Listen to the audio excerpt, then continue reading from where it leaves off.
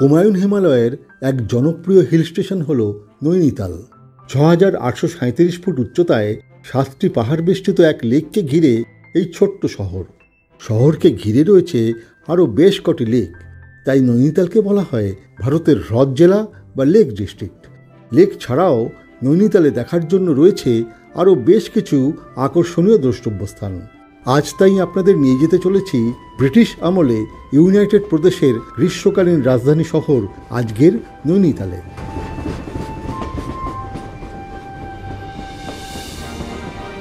কলকাতা থেকে নৈনিতালে আসার জন্য আপনি ধরতে পারেন বাঘ এক্সপ্রেস। এই গাড়িটি প্রতিদিন রাত ৯:৪৫ হাওড়া ছেড়ে তৃতীয় দিন সকাল ৯:১৫ নৈনিতালের নিকটবর্তী রেল স্টেশন কাঠগোদামে পৌঁছায়। এছাড়া এক রাতের ট্রেন জার্নিতে নৈনিতাল পৌঁছাতে গেলে ধরুন সাপ্তাহিক লালকুয়া এক্সপ্রেস। এই ট্রেনটি এক রাতের ট্রেন জার্নিতে সকাল ৬:৫৫ কাঠগোদামের কিছু আগের লালকুয়া স্টেশনে পৌঁছায়।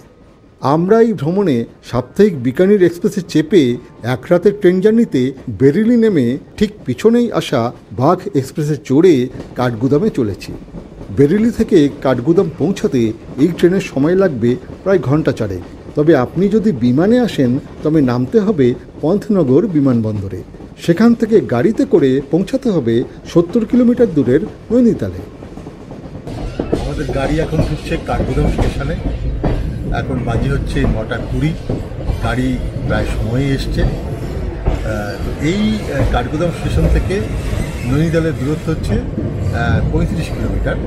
তো এখান থেকে আমরা ভাড়ার গাড়ি কিংবা শেয়ার গাড়িতে চলে যাব নৈনিতাল।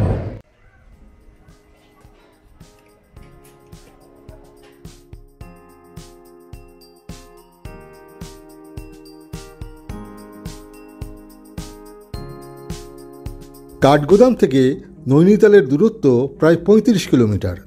কাঠগোদাম স্টেশন থেকে ১২০০ টাকায় একটি ৬ সিটের গাড়ি ভাড়া করে আমরা চললাম নৈনিতালের উদ্দেশ্যে। ভাড়ার গাড়ি ছাড়াও শেয়ার গাড়িতে জনপ্রতি ১৫০ থেকে ২০০ টাকায় নৈনিতালে পৌঁছানো যায়। কুমায়ুনের ঘন সবুজ গাছে ছাওয়া পাহাড়ি পথের সৌন্দর্য উপভোগ করতে করতে ঘণ্টাখানেকের মধ্যেই পৌঁছে গেলাম নৈনিতালে।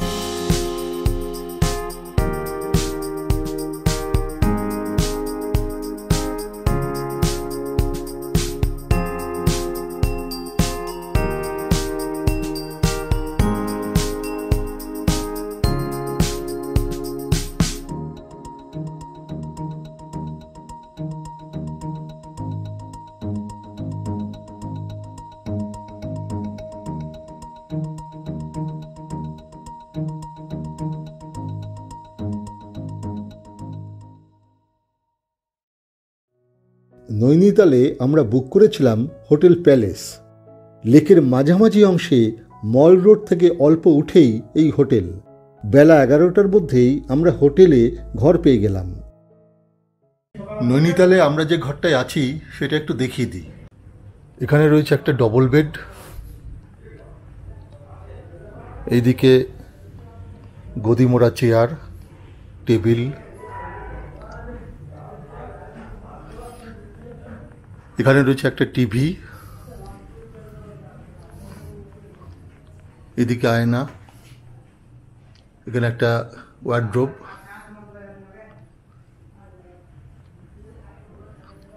এদিকে হচ্ছে বাথরুম।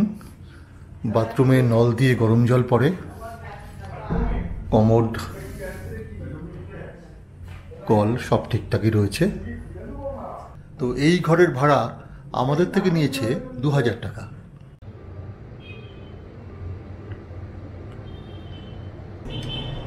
আমরা যে হোটেলে রয়েছি তার একদম সামনেই হচ্ছে নৈনিতাল লেক। দেখুন লেকটা একদম, আমি বারান্দায় দাঁড়িয়ে আছি, বারান্দা থেকেই দেখা যায়। নৈনিতালে থাকার জন্য লেকের পাড়ে মল রোডের হোটেলগুলোই সবচেয়ে ভালো।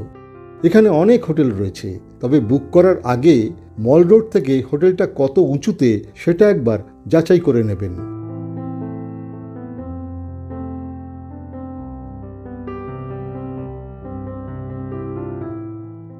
আমি একদম নৈনী লেকের পাশেই দাঁড়িয়ে রয়েছি। এই নৈনী লেককে ঘিরে হচ্ছে ম্যাল রোড রয়েছে পাশ দিয়ে, আর ওই দিকটা হচ্ছে তালিতাল, আর পিছন দিকটা হচ্ছে মল্লিতাল। আর আমার এই ম্যাল রোডের ঠিক পাশেই হচ্ছে পরপর সব হোটেল। এই দিকে পরপর সব হোটেল আপনি দেখাচ্ছি আপনাদের। আপনারা যদি এখানকার হোটেলে থাকেন তাহলে একদম কাছ থেকে লেক দেখতে পাবেন। মল রোড হলো নৈনিতালের প্রাণকেন্দ্র। এই রাস্তার কাছাকাছি বেশ কিছু হোটেলের ফোন নম্বর আমি স্ক্রিনের উপর দিয়ে রাখলাম, ইচ্ছে হলে যোগাযোগ করে নেবেন।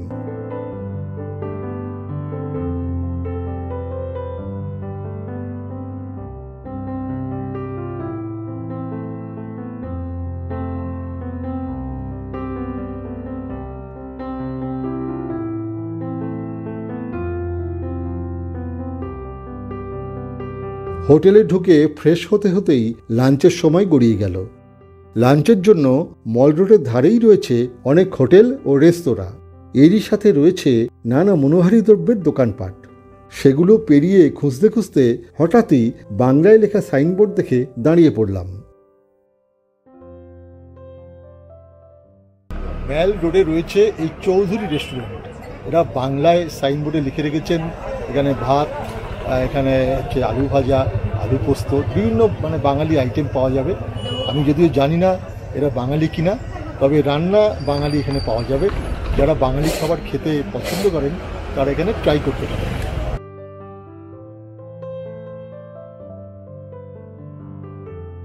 চৌধুরী রেস্টুরেন্টে আমরা দুদিন খেয়েছিলাম। বাঙালি ও অন্যান্য খাবারের বিভিন্ন পদ এরা খুব একটা খারাপ বানায় না। খাওয়া সেরে নিয়ে এগিয়ে চললাম বোটিং পয়েন্টের উদ্দেশ্যে।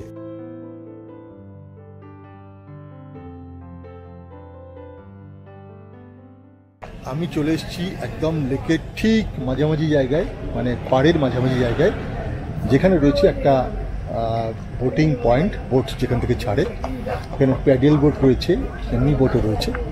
আর ঠিক এই আমার সামনেই রয়েছে এখানে একটা কাউন্টার। এই কাউন্টারের রেট লেখা রয়েছে যে প্যাডেল বোট 4 সিটের 400 কোটি টাকা, আর প্যাডেল বোট 2 সিটের 300 কোটি টাকা প্রতি ঘন্টা।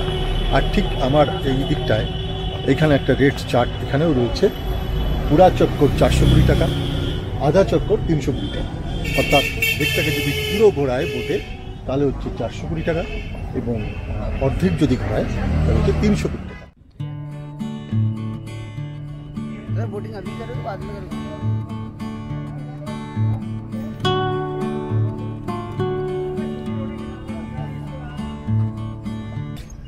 বিকেল এখন 2:45। আমি ভেসে পড়েছি এই নৈনিতালের জলে। আকাশে অল্প অল্প মেঘ রয়েছে, পুরো লেকটাই মেঘের ছায়া, মেঘের উপরে ভীষণ সুন্দর লাগছে। চারিদিকে অনেকগুলো পাহাড়, এই বিস্তৃত এই লেক। আর লেকটা হচ্ছে 6350 ফুট উঁচুতে। 6358 ফুট উচ্চতায় অবস্থিত এই লেকটির আয়তন 120 একর। লেকটির দৈর্ঘ্য 1432 মিটার আর প্রস্থ 457 মিটার। গভীরতা 30 মিটার বা প্রায় 99 ফুট। উপর থেকে দেখলে লেকটিকে অনেকটা আমের মতো দেখায়। এই লেকের উত্তর অংশকে বলে মল্লিতাল আর দক্ষিণ অংশকে বলে তালিতাল। তালিতাল প্রান্ত থেকে 1 কিলোমিটার দূরে রয়েছে নৈনিতালের বাস স্ট্যান্ড। নৈনিতাল লেকে সকাল 6টা থেকে সন্ধে 6টা পর্যন্ত বোটিং করা চলে। লেকের জলে বৈঠা বাওয়া বোট আর প্যাডেল বোট ছাড়াও রং বেরঙের পালতোলা নৌকা ইয়ট চলে, যা আমরা বিভিন্ন হিন্দি সিনেমায় অতীতে দেখেছি। এই লেকটা অনেকগুলো পাহাড় বেষ্টিত। আমার একদিকে রয়েছে টিফিন টপ, একদিকে চায়না টপ, একদিকে স্নো ভিউ, অনেকগুলো পাহাড়, আর মাঝখানে এই লেক। নৈনি লেকের চারপাশে রয়েছে 7টি পাহাড়ের চূড়া। চূড়াগুলি হল নয়না পিক, লারিয়াকান্তা, শেরকাডান্ডা, চায়না পিক, হান্ডিবান্ডি, আয়রাপাতা ও দেওপাতা। এর মধ্যে বেশ কয়েকটি পিকে ট্রেক করে বা ঘোড়ায় চড়ে ওঠার ব্যবস্থা রয়েছে। যখন বোটে উঠেছিলাম রোদ ছিল না, একদম মেঘে ঢেকে গেছিল আকাশ।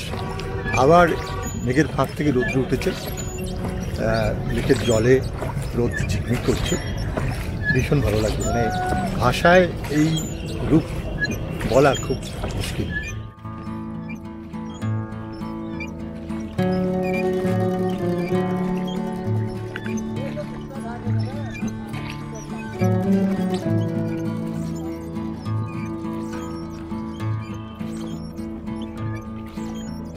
বোটিং শেষ হলো, এবারে নামতে হবে।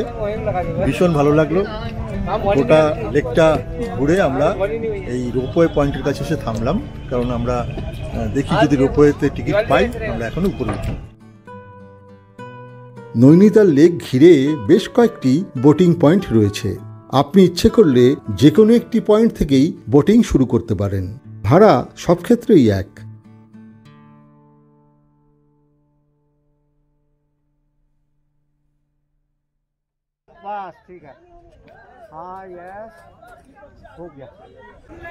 লেকের এই মল্লিতাল প্রান্তে বোট তৈরি হয়। এখানে এদিকে একটি বোট, ওদিকে একটি বোট, ওদিকে একটি বোট মানে তৈরি হচ্ছে, এবং যে বোটে করে আমরা এলাম সেই বোটগুলো দারুণ, ভীষণ সুন্দর, পায়ের মানে পালিশ করে রেখেছে বোটগুলোকে। এই যে একটি বোট রয়েছে, আর ওই সামনে হচ্ছে কাঠ, বিশেষ এক ধরনের কাঠ, সেই কাঠ থেকে বোট তৈরি হচ্ছে।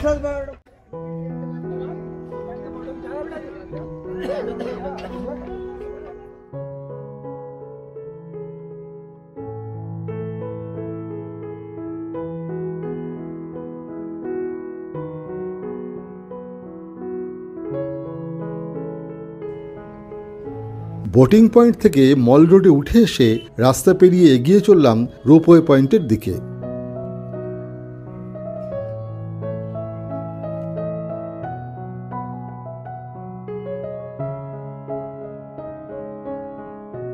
চলে এসছি এই রোপওয়ে পয়েন্টে, হাতে টিকিট। অ্যাডাল্টের টিকিট হচ্ছে 360 টাকা, আর 12 বছর পর্যন্ত যারা তাদের হচ্ছে 260 টাকা, যদিও সেই জন্য প্রমাণপত্র দেখাতে হবে।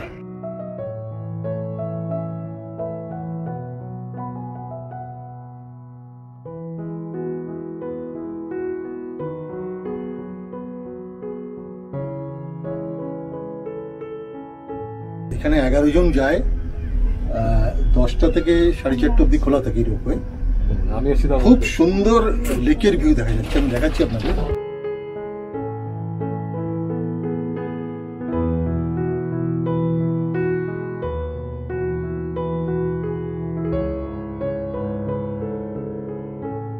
কেবল কারে চেপে আম আকৃতির নৈনি লেকের অসাধারণ ভিউ দেখতে দেখতে পৌঁছে গেলাম স্নো ভিউ পয়েন্টে।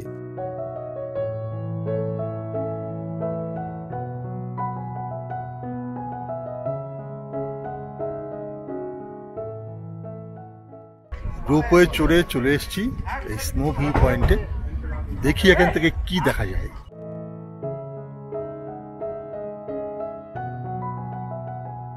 এই জায়গাটা হচ্ছে এরিয়া ভিউ পয়েন্ট, মানে গোটা নৈনিতাল দেখার জন্য ভিউ পয়েন্ট। তো এখান থেকে খুব সুন্দর দেখা যাচ্ছে শহরটা, পাশাপাশি লেকটাও অনেক উঁচু থেকে ভীষণই সুন্দর লাগছে। আর ওদিকে রয়েছে স্নো ভিউ পয়েন্ট।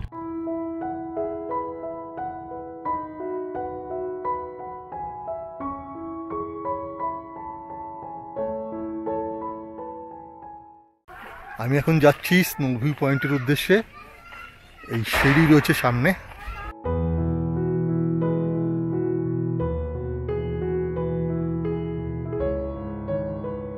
এই যে পয়েন্ট, এখান থেকে এই মুহূর্তে কিছুই দেখা যাচ্ছে না, তবে এই জায়গা জুড়ে খুব মানে ভোরে আসলে সকালের দিকটা আর কি সুন্দর শৃঙ্গ যদি পরিষ্কার আকাশ থাকে দেখা যায়। স্নো ভিউ পয়েন্টে রয়েছে বিভিন্ন দোকান। এখানে মনোহারী দ্রব্য যেমন পাওয়া যায়, শাল পাওয়া যায়, পশমিনা পাওয়া যায়, বিভিন্ন রকমের জিনিস এখানে পাওয়া যায়। আপনারা ইচ্ছে করলে এখানে কেনাকাটা করতে পারেন।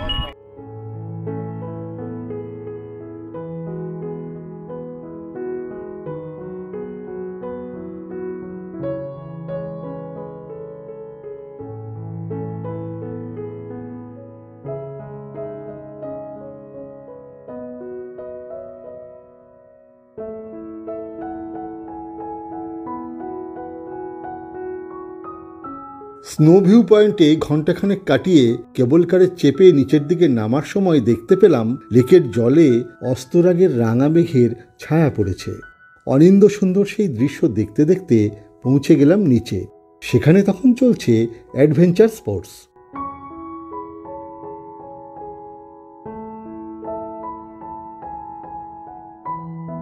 রাস্তা পেরিয়ে এগিয়ে চললাম নয়নাদেবী টেম্পলের দিকে। পথে পড়ল বড় এক স্টেডিয়াম। বাচ্চারা ক্রিকেট খেলছে। ক্রিকেট মাঠের পাশ দিয়ে শীতবস্ত্রের বাজার পেরিয়ে পৌঁছে গেলাম নয়নাদেবী মন্দির চত্বরে।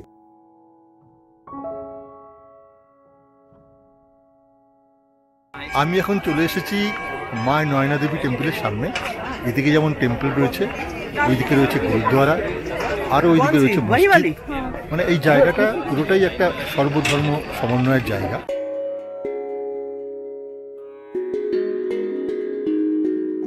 নয়নাদেবী মন্দির চত্বরে ঢুকেই ডান দিকে পিপল গাছের নিচে রয়েছে হনুমানজির মূর্তি।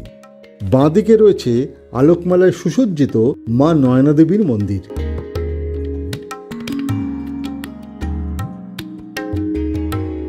এই নয়নাদেবী মন্দির হলো একটি সতীপীঠ। পুরাণ মতে এখানে মাতা সতীর বাম নয়ন পড়েছিল। সতীর নয়ন পড়েছিল বলে এই দেবী হলেন নয়না দেবী। আর এই জায়গাটির নামও দেবীর নাম অনুসারে হয়েছে নৈনিতাল। নয়নাদেবী মন্দির চত্বরে রয়েছে আরও বেশ কিছু মন্দির ও ধর্মশালা।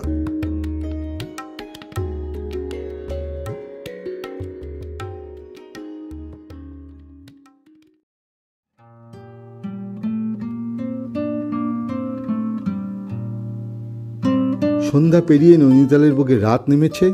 বইছে অল্প অল্প হিমেল হাওয়া।